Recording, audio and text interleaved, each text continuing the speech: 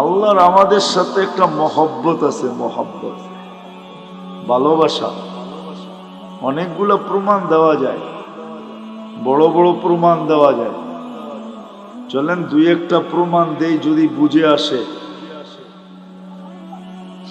বুঝে যদি আসে তাহলে দুই একটা প্রমাণ দেই। আল্লাহ নামাজ আমাদের উপরে ফরজ করছেন, ঠিক না? হ্যাঁ, কিন্তু পড়ে কয়জন? শতকরা কয়জন পড়ে? আরে বলেন না, কয়জন? কয়জন? 5 ওয়াক্ত নামাজ শতকরা কয়জন পড়ে? হ্যাঁ, কয় পার্সেন্ট পড়ে? হ্যাঁ,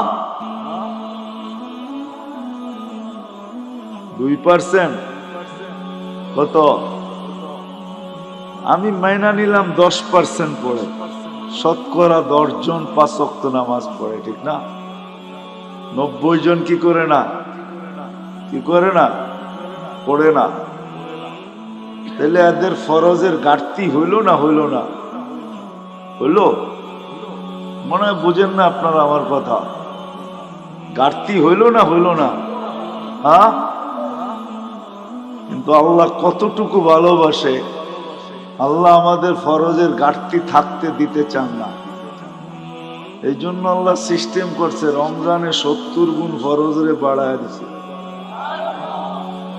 এটা কিন্তু ভালোবাসার বিনিময়। আল্লাহ চান না ফরজের ঘাটতি থাকুক, অথচ শতকরা 90 জন পড়ে না। আল্লাহ বলে তোমাদের ফরজের ঘাটতি আমি থাকতে দিতে চাই না, কেননা তোমাদেরকে ভালোবাসি। তোমাদের ফরজের ঘাটতি থাকলে, ভালোবাসার ঘাটতি থাকা দুইটা একসাথে কখনো একসাথে মিলিত হইতে পারে না। এটা শোভা পায় না যে তোমাদের ফরজের ঘাটতি থাকুক। তো আল্লাহ বলে সারা বৎসর ঘাটতি হোক, তাতে কিছু আসে যায় না। রমজানে 70 গুণ বাড়ায়া দিলাম ফরজ।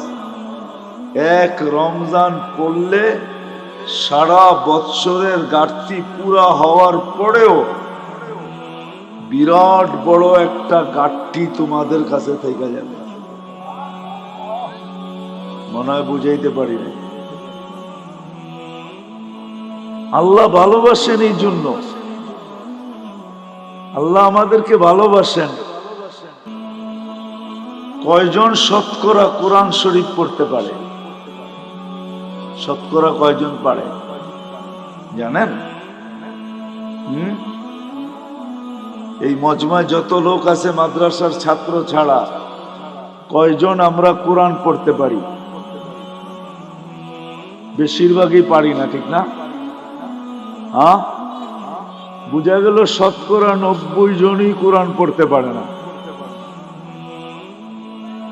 চলেন 90 জন না হোক, শতকরা 60 জন তো কোরআন পড়তে পারে না, এটা সত্য, ঠিক না?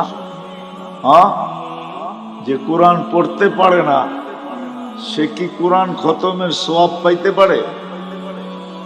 হ্যাঁ, যে কোরআন পড়তে পারে না সে তো কোরআন খতমের সওয়াব পাওয়াটা সম্ভব না, কেন কোরআনই তো পড়তে পারে না, খতমের সওয়াব কোত্থেকে পাবে?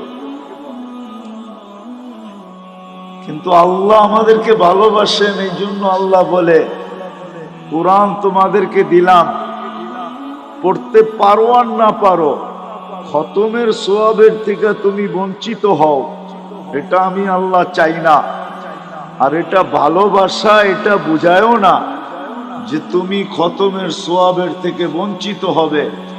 বিদায় আল্লাহ সূরা ইখলাস দিছেন যে একবার পড়বা 10 পারা, 2 বার পড়বা 20 পারা, 3 বার পড়বা, খতমের সওয়াব মিললো না? মিললো না? হ্যাঁ, মিলছে? সত্য তো? হ্যাঁ, পাক্কা? হ্যাঁ, এটা আল্লাহ ভালোবাসেন, এই জন্য আল্লাহ সূরা ইখলাস দিছেন। ইখলাস দিছেন। সূরা ইখলাস দিছেন, নামাজ আল্লাহ আমাদেরকে দিছেন, কিন্তু যতজনই শুনছেন নামাজ আমাদেরকে দিছেন সবাই বলছে পড়বে কি কইরা, তাও 50 ওয়াক্ত কি করে পড়বে এরা? তো মুসা আলাইহিস সালাম আমাদের নবীজিকে বইলা কয়া কমাইতে বলছেন, কমায় নিয়ে আসেন। তা আমাদের নবীজির কথা বুঝে আসছে, উনি যা কমাইতে কমাইতে 5-এ নিয়ে আসছেন। যখন 5-এ আনছেন তখনও উনি বলতেছিল 5 ওয়াক্ত পড়বে না, আপনার উম্মত পড়তে পারবে না, 5 ওয়াক্ত পড়বে না, আপনি আবার কমায় নিয়ে আসেন। কিন্তু আমাদের নবীজি বলছে আমার লজ্জা লাগে। কিন্তু মুসা আলাইহিস সালাম বারবার বলতেছে পড়বে না, লজ্জার দিকে তাকায় লাভ নাই, জান কমায় নিয়ে আসেন। আপনার উম্মত 5 ওয়াক্ত পড়তে পারবে না, আমি তো 2 ওয়াক্ত পড়াইতে পারি নাই, আপনার উম্মত 5 ওয়াক্ত পড়বে কি করে, কমায় নিয়ে আসেন। আল্লাহ ভালোবাসে, এই জন্য কানে কানে বইলা দিছে 5 ওয়াক্ত নিয়ে যান, আমি নিজে সবাইকে ডাইকা ডাইকা পড়ায় নেব। এই জন্যই কিন্তু আল্লাহ ডাইকা ডাইকা পড়ায় আমাদের, যদিও আমরা পড়ি না। যা হোক, যেটা বুঝাইতেছিলাম, কথা কিন্তু লম্বা হবে না, শর্টই হবে, অল্প কথা হবে, অল্প। আমাদের জীবনটা অতি ছোট, অতি। তুলনা দেখাইলাম আমি, 950 বৎসরের সামনে 60-70 বৎসর, এটা অতি ছোট, অতি।